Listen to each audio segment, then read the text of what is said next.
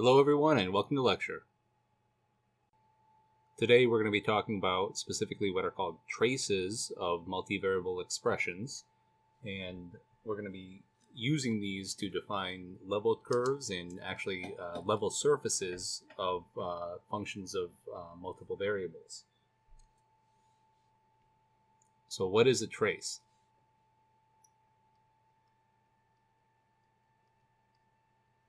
It's the first thing we have to define. And I'll write down the definition in words, and then we'll kind of go through and see a couple different examples.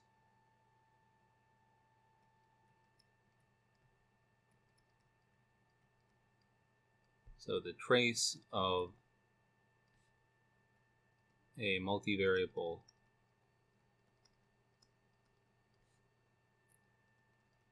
expression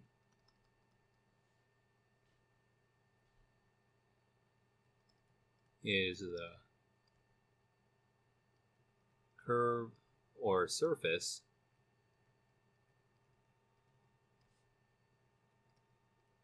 that results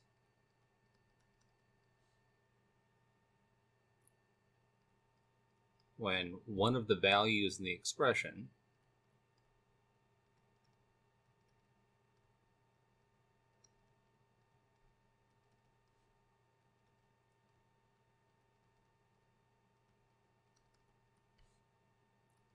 is fixed.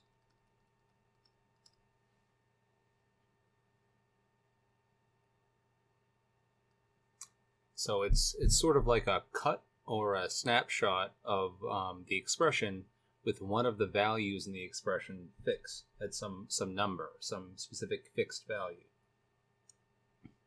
And the main idea that we're going to be using this for is to help us visualize the expression without the use of a graphing software. So we can use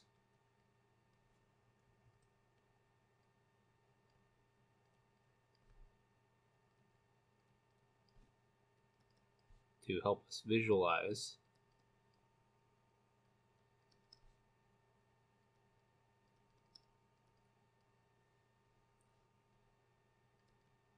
the expression geometrically.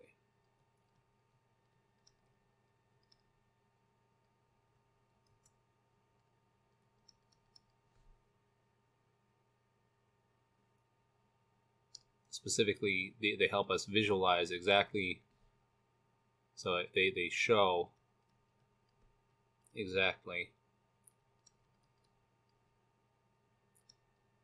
what curve or surface the expression represents.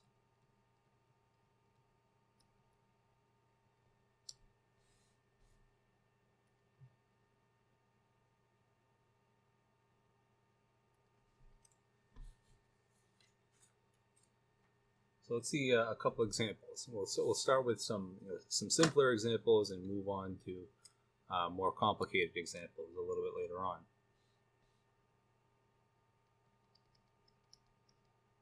So we'll start with the example z is equal to x squared plus y squared. Now if you open up GeoGebra and type this into GeoGebra, it'll actually give you the surface that is represented by this relationship right here. But this relationship is saying that we want all points x, y, and z, where z is equal to the function x squared plus y squared. So f of xy here is the function of two variables, x squared plus y squared. So before we do that, before we open up GeoGebra, we want to kind of take a look at the traces of this function and see if we can figure out what this is going to look like before using GeoGebra, to kind of get an idea of how to do this without even using a graphing calculator. So there's going to be three traces to this expression right here, because we have three variables in this expression. There's going to be an x trace,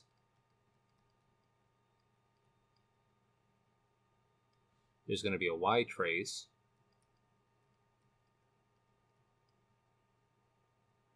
and there's going to be a z trace.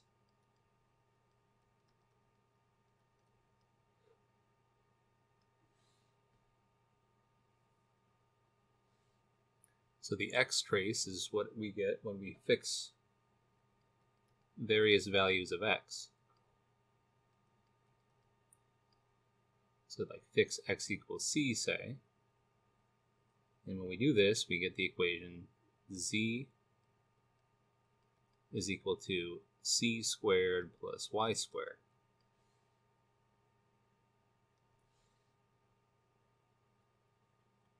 So if x is fixed at various values of c, this is going to be, you want to think about what type of curve this is going to be for various values of c. And you could even, if you want to, you can make a table where in the table you put a column for the various values of c. I'll do 3 separate values of c. So the expression that you get is z is equal to c squared plus y squared. And when c is -1, you get z is equal to -1 squared, which is just 1, plus y squared. When c is equal to 0, you get z is equal to 0 squared plus y squared, which is z is equal to y squared. And when c is equal to +1, you get z is equal to 1 squared plus y squared, which is just 1 plus y squared.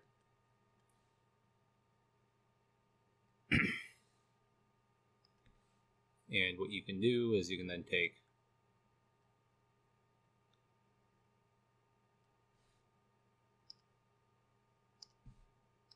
each one of these cross sections, so you see that each one of these things is a function in the zy plane.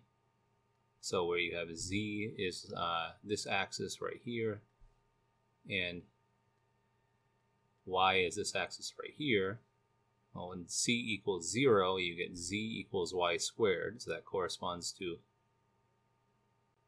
a parabola in the zy plane. Z equals y squared corresponds to c equals 0. And then both when c equals -1 and when c equals +1, you get a parabola that's looks very similar, but it's shifted up by 1. So this corresponds to c equals -1 and c equals +1.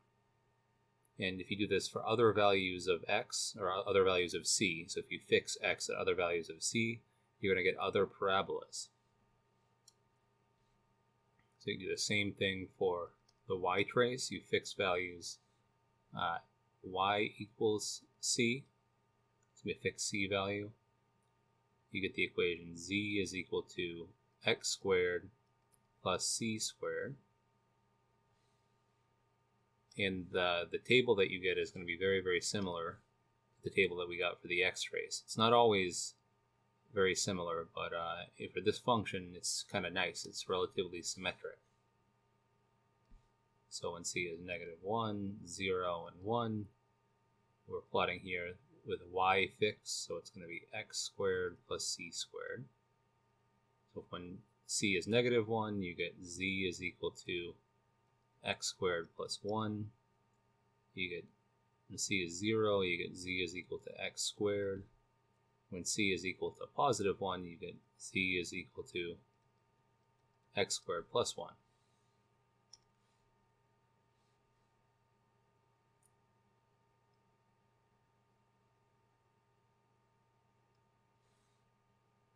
And if we visualize this, this is now going to be in the x, we're fixing values of y, so these traces are going to be in the xz plane. When c is 0, you get z equals x squared, which is this parabola right here.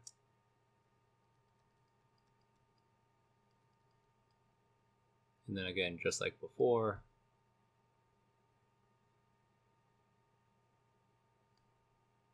when c is equal to 1 or when c is equal to -1, you get the parabola x squared plus 1.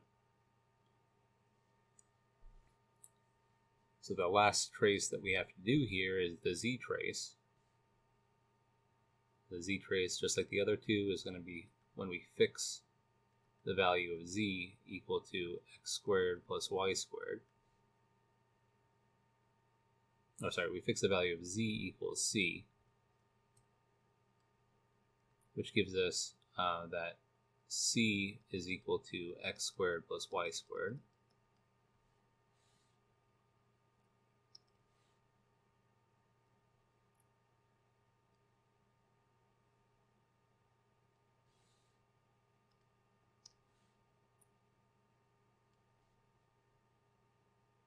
So the expression that we have here is that x squared plus y squared is equal to c.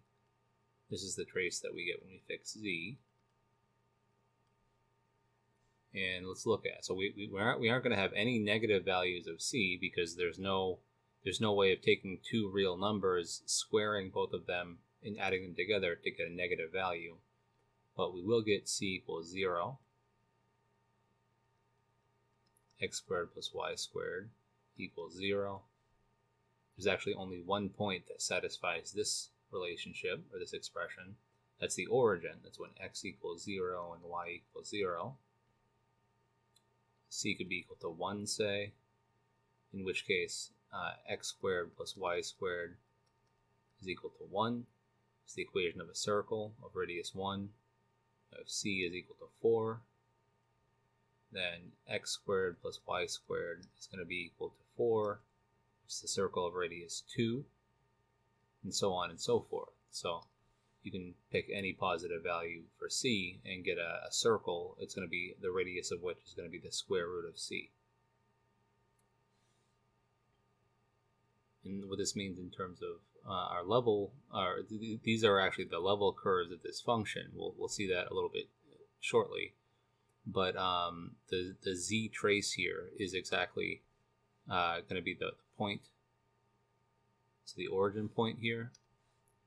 Right, this corresponds to c equals 0. And then we have a series of concentric circles for our other traces. Let me make that a little bit bigger.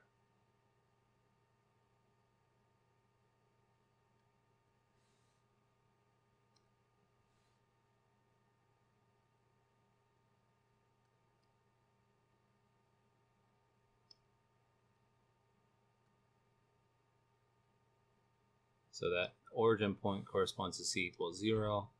This circle right here has radius 1.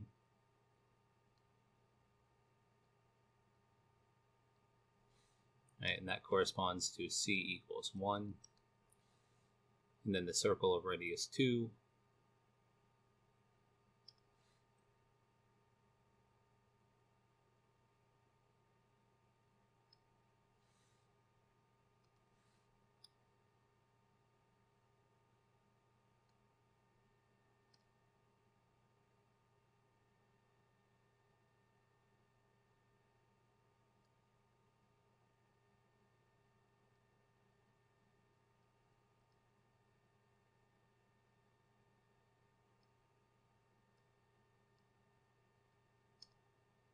Corresponds to c equals 2.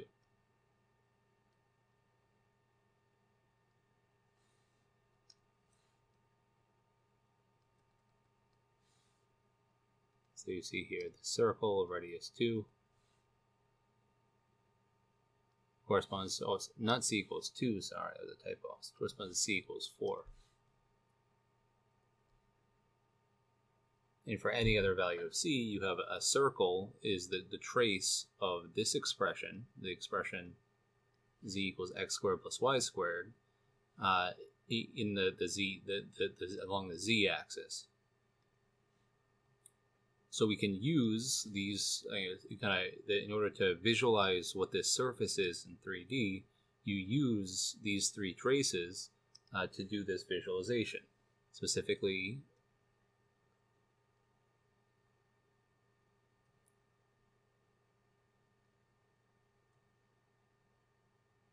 if we have our three axes right here, our x-axis, our y-axis, and our z-axis,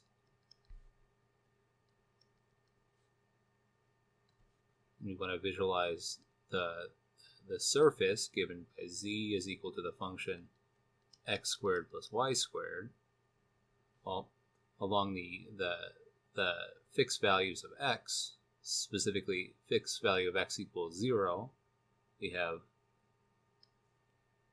this parabola right here.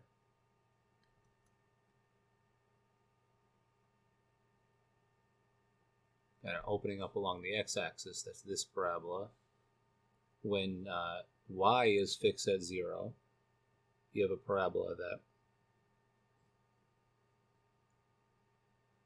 opens like this along the y-axis. It's this parabola right here. And then for any fixed value of z, you have circles of varying radii.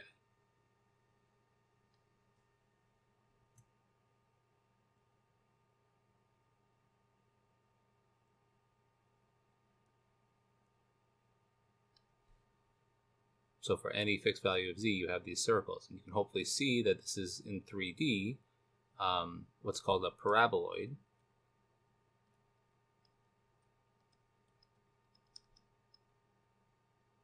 Right? Or a parabolic bowl. And in office hours, we've seen that this shape is very clear.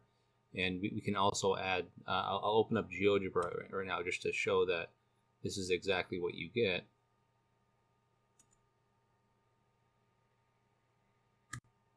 So we can clearly see that, and this is the exact shape that we get. And we don't even need GeoGebra to figure out what this three-dimensional shape is. If you just argue based on those traces that we did, specifically, I'll do 3 of the traces right here just so you can see them. So the first trace we did was z equals just x squared,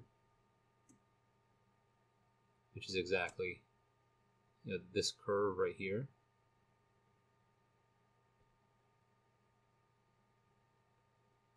That second trace that we showed was z equals y squared, which is the parabola along the y-axis. So it's this curve right here, the intersection right here. And then the last trace is just do x squared plus y squared equals 1. You can do any c value, any positive c value, but x squared plus y squared is equal to 1. Corresponds to color a different color. So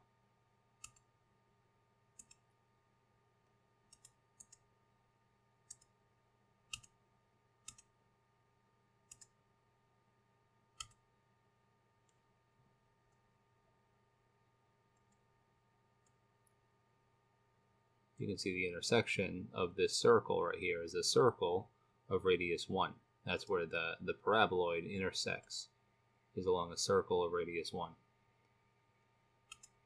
And you can see even more specifically, if you end up going through and kind of doing other traces, so if you consider all of the traces of the function, that's probably the best way of seeing that.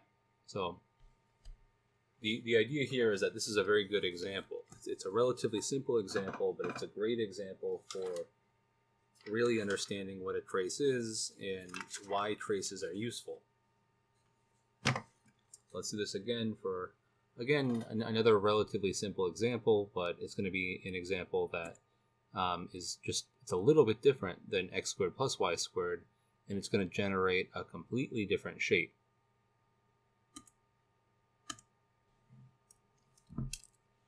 So we'll do the example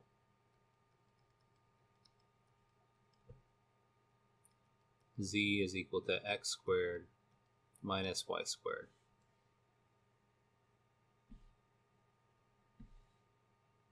So sure enough, we want to do all of our traces here. We want to do the x trace,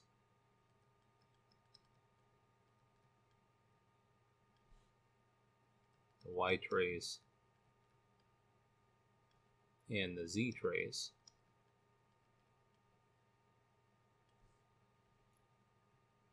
For the x trace, we're fixing values of x. For the y trace, we're fixing values of y. And for the z trace, we're fixing values of c. And when we fix values of x, we get the relationship z is equal to c squared minus y squared. When we fix values of y, we get the equation z is equal to x squared minus c squared. And when we fix values of z, we get c is equal to x squared minus y squared. So just like before, for each one of these cases, we can make a table, and that table is going to tell us everything we need to know regarding what this curve is for this trace. Say c, well here we'll do c equals -1, 0, and 1.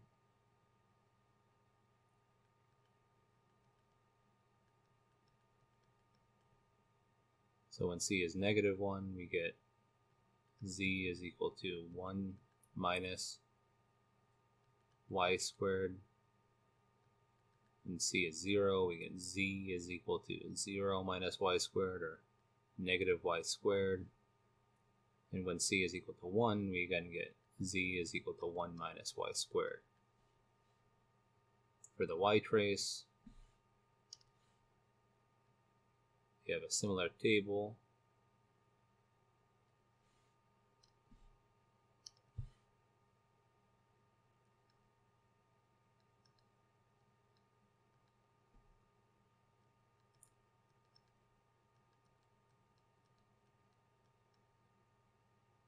We get z is equal to x squared minus 1. We plug in -1 in for c here. Z is equal to x squared. And then again, z is equal to x squared minus 1 when 1 gets plugged in for c.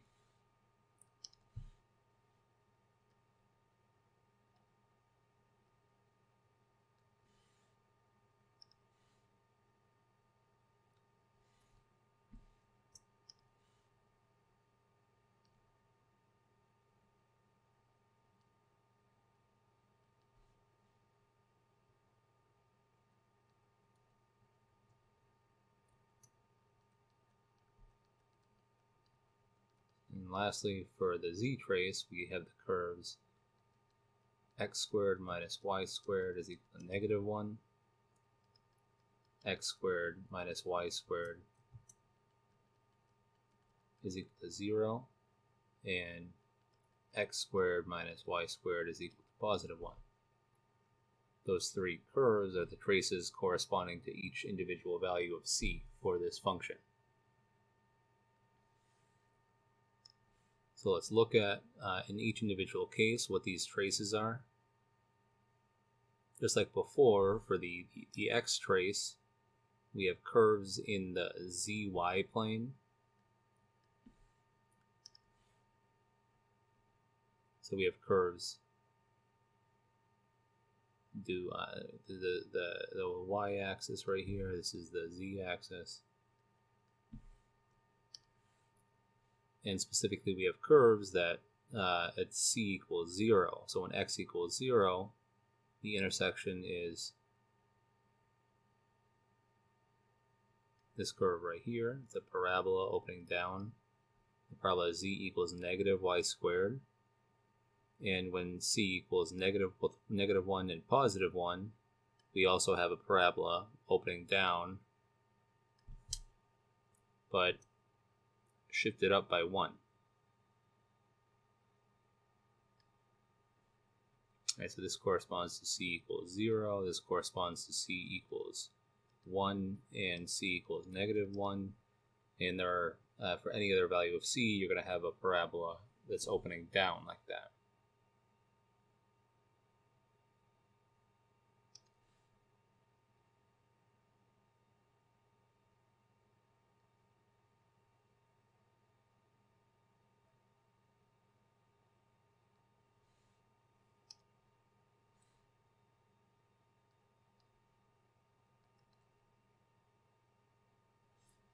Similarly, the y traces again are going to be in the zx plane.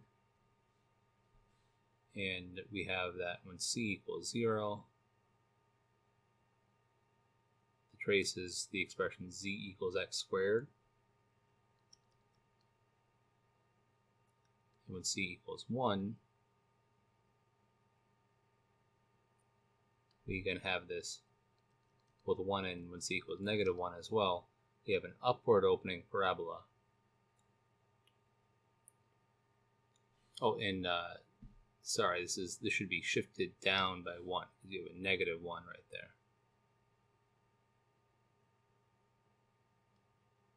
Oh, it's going in the slightly wrong direction right here.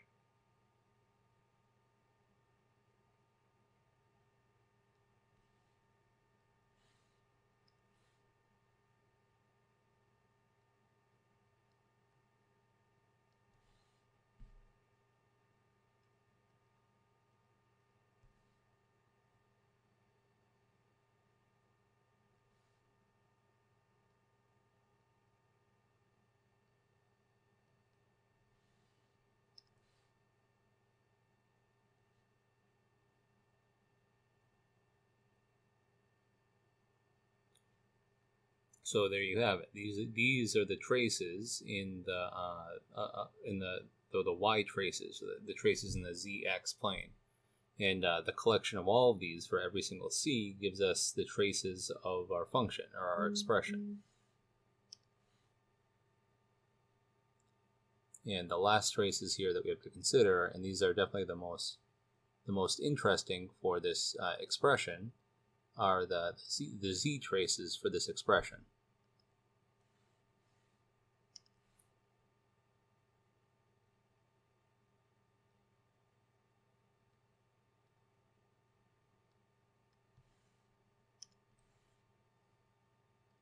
And these traces are in the xy plane. And what we want to look at is exactly what each one of these is. So we'll look at c equals 0 first.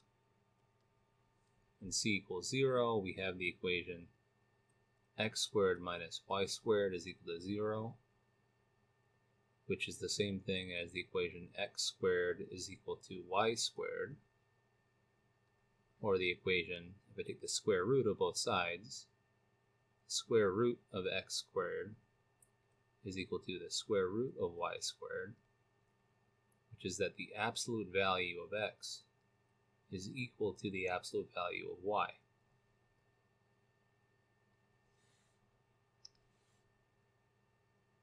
And specifically what that gives me then is the curve y equals positive x and the curve y equals negative x. So all of these points, all of the points that are on here satisfies c equals 0. This is the cut of this surface when z equals 0. And the other two curves are actually the defining relationships for what are called hyperbolas. So for c equals positive 1, the equation x squared minus y squared equals 1 is actually a hyperbola that's opening along the x-axis. So it looks kind of like this.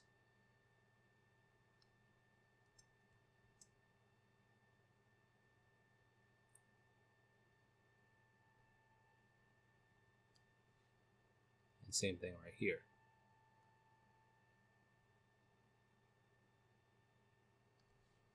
So this corresponds to c equals 1, c equals 1. C equals 1 on this curve and on this curve, because this is the hyperbola, or it's called the unit hyperbola.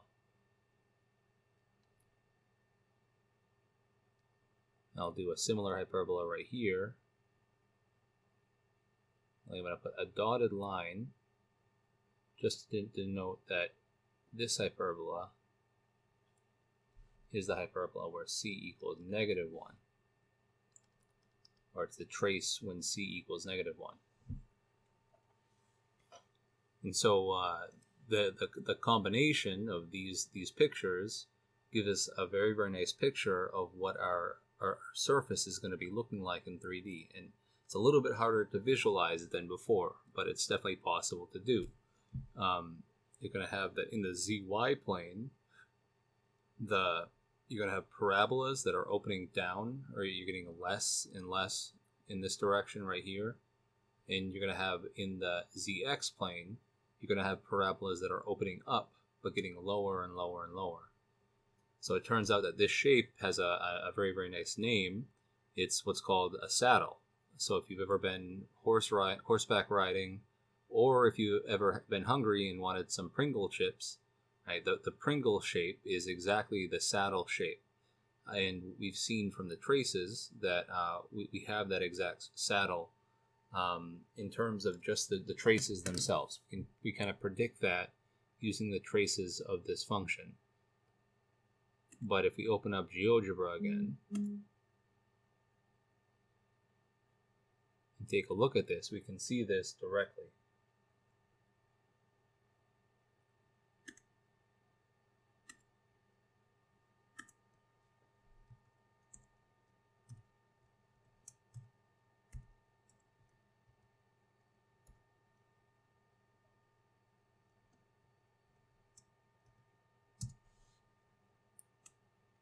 So this is exactly the shape that we're talking about. We just described using only the level surfaces.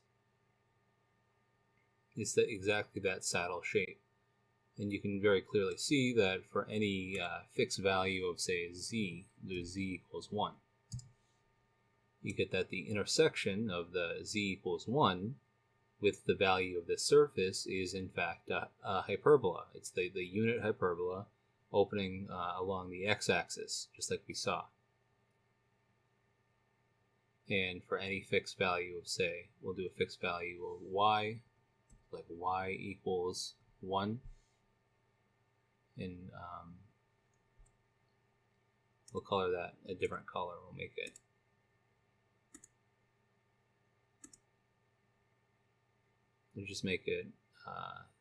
it purple. So when y equals 1, you have a parabola that's opening up and shifted down by 1. That's exactly that intersection right there. And that matches the traces that we calculated earlier. So the idea here is that you don't actually need GeoGebra or a 3D graphing calculator to visualize these things, but it certainly makes it nice to verify the work that you're doing and to understand a given relationship that you have.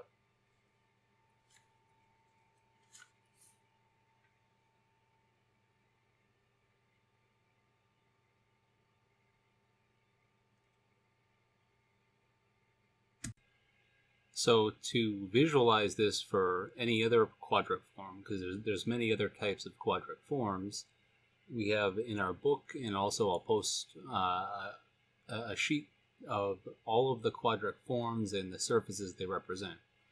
So as you can see right here in this sheet, we open it up. We have a list of all of the various quadratic forms and the surfaces that you get when you look at those quadratic forms. So we have an ellipsoid, an elliptic paraboloid, hyperbolic paraboloid, and so on and so forth. In order to figure out what the shape is without using GeoGebra or an online or a computational tool, you would use this method of traces that I just went over. So it'd be a good idea to take some of these expressions and use the method of traces to verify that these are the correct shapes that you get. You see that there are many different types of quadratic surfaces. There are an elliptic cone or a cone, an elliptic cylinder, a hyperbolic cylinder, the hyperbolic paraboloid that we just did, the elliptic paraboloid that we did in the example before. But each one of these expressions mathematically is given by a quadratic combinations of sums of the x, y, and z coordinate. And this is a kind of a summary sheet that I'll post and you can use. It'll also be in your calculus book, your multivariable calculus book, and you can use to help you identify quadratic surfaces. And we've already seen that this is a very, very useful tool for visualizing how a function is behaving. Specifically, the next part of lecture, we're going to see that the main reason we're interested in these quadratic surfaces is because they help us talk about the level curves and the level surfaces of three variable functions. So the level curves of two variable functions and the level surfaces produced by three variable functions.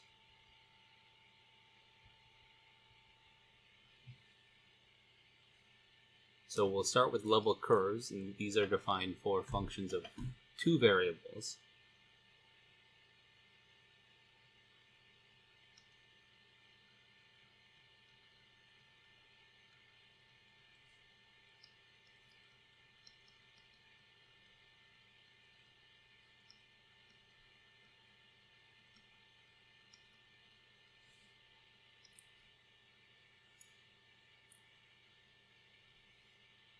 And the main description is that this is that they're a tool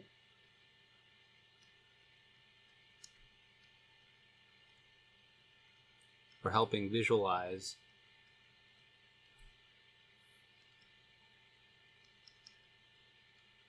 a relationship of the form z equals f of xy.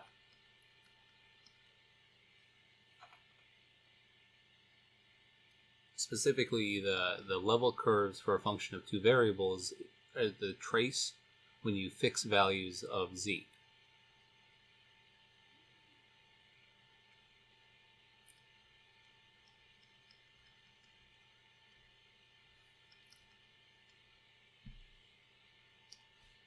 And the picture that you want to have in your mind when you're doing this and you're kind of thinking of this is the following.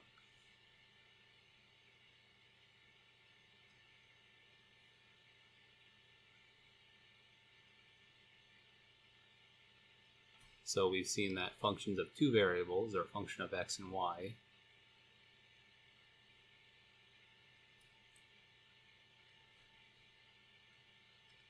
can be visualized by looking at the graph of the function, which in general is going to be a surface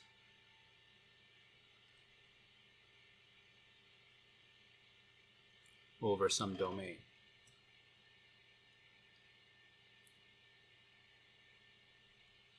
So the value of the function might be this value, this value, this value, and this value at the corner points. Maybe the function looks like this.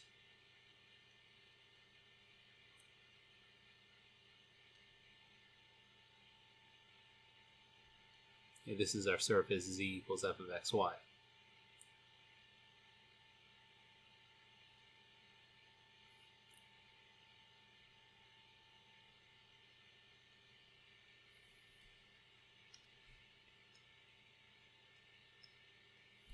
Let's say maybe it has a maximum value, just so that we can kind of better get a sense of this drawing.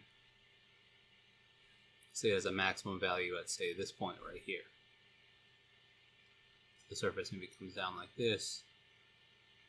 Maybe it goes up to a maximum value and then down to the boundary right here.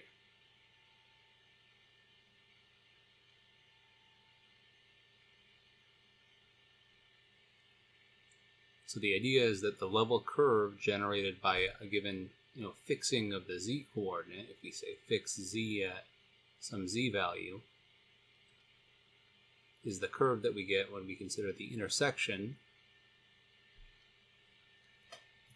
of this surface intersecting a fixed z value.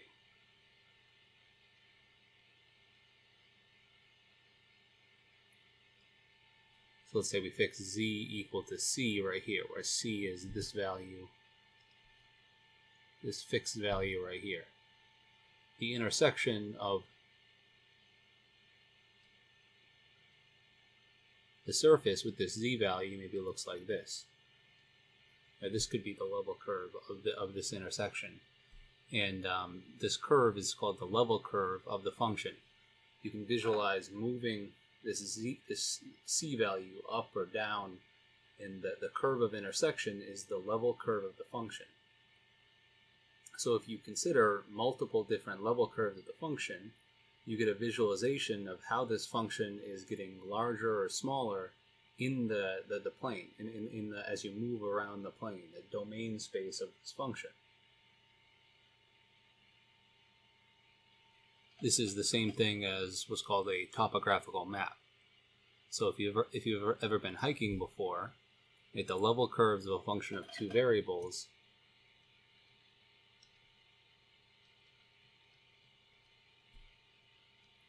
are the exact same thing as a topographical map.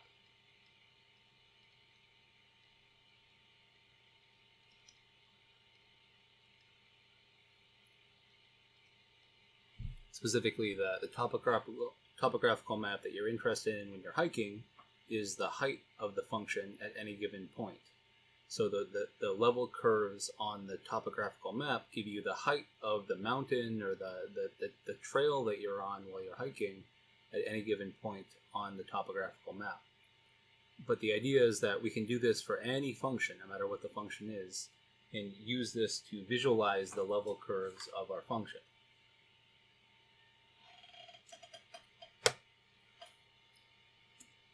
We'll look at a couple examples.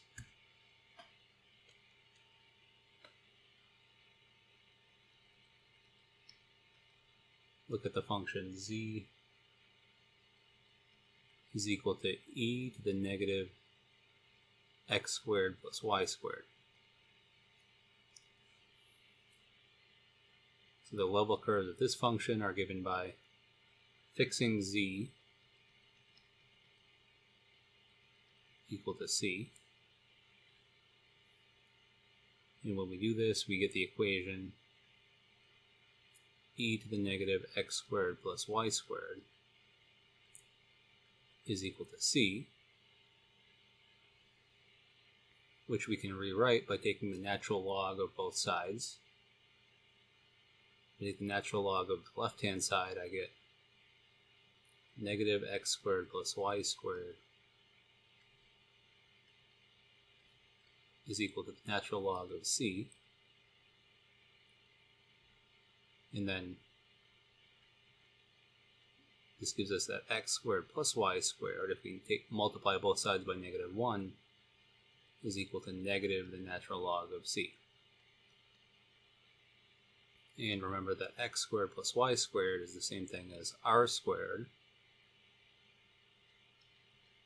So the level curves of this function are circles of a radius square root negative natural log of c.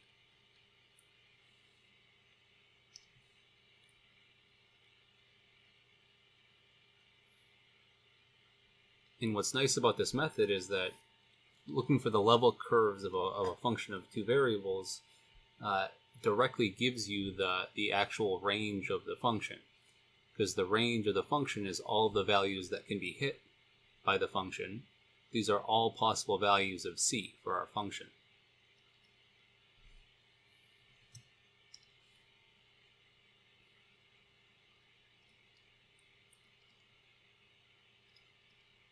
The range of f is all possible values of c.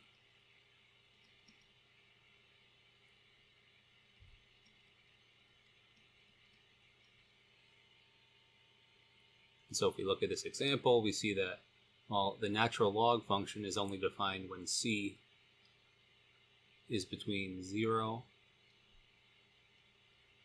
and infinity, because this tells you that c can only be between 0 and infinity.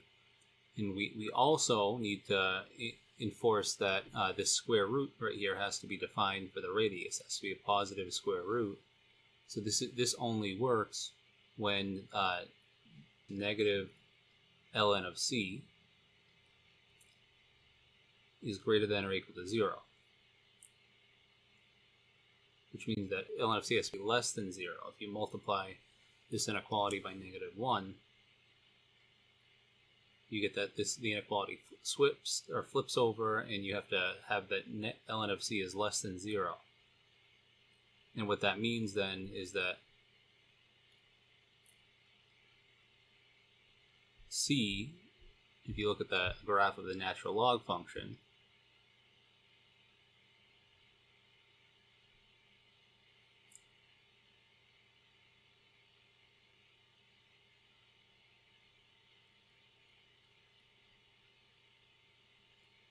the natural log function is a function of c is less than or equal to 0, that means that c has to be between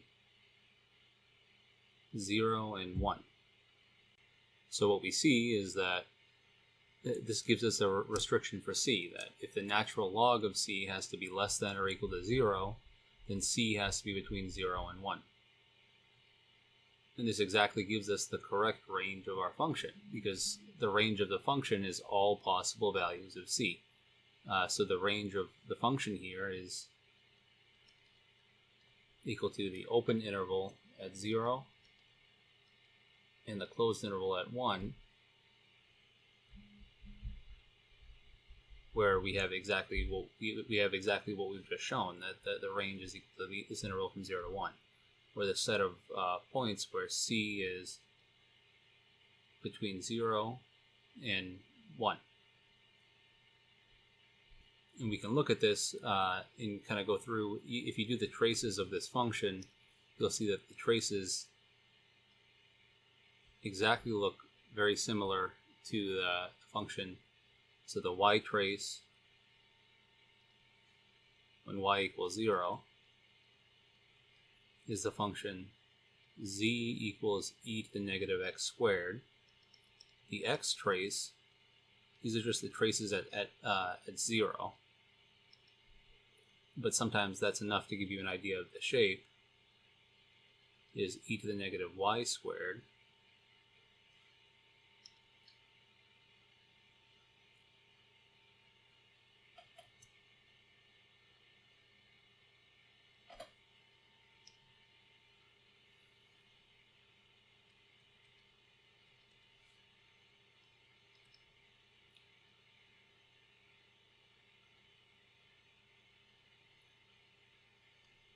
And this is the function z equals e to the negative x squared. And along the y-axis, you also have this same shape. It's the function z equals e to the negative y squared.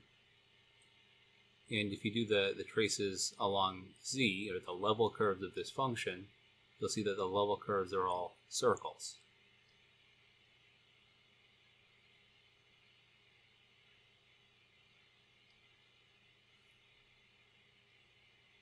Which is why this function is sometimes called a bump function. It's like a bump at the origin. So if we open up our GeoGebra window,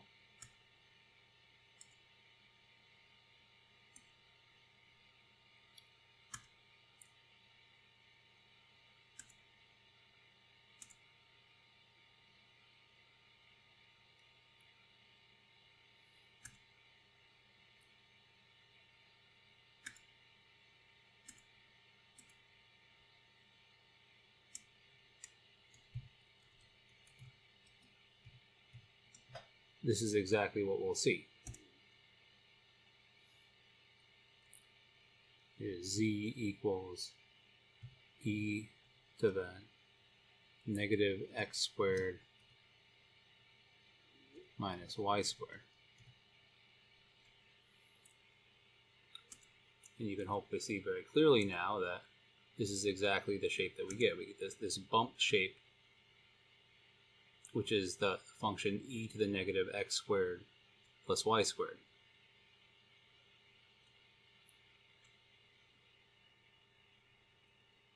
So this method of traces is a very, very, very good method of visualizing, and we can see very clearly that the level curves of this function are exactly what we would expect. So the range is exactly what we would expect, and if we view the level curves of this function using either Desmos or GeoGebra, I'll probably use Desmos right here.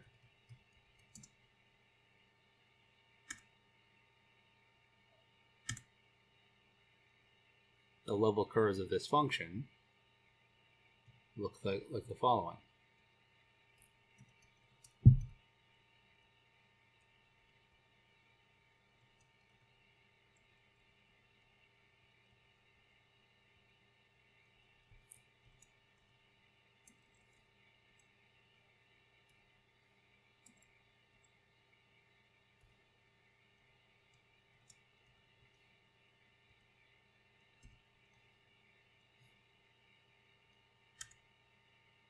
This is for c from 0 to 1.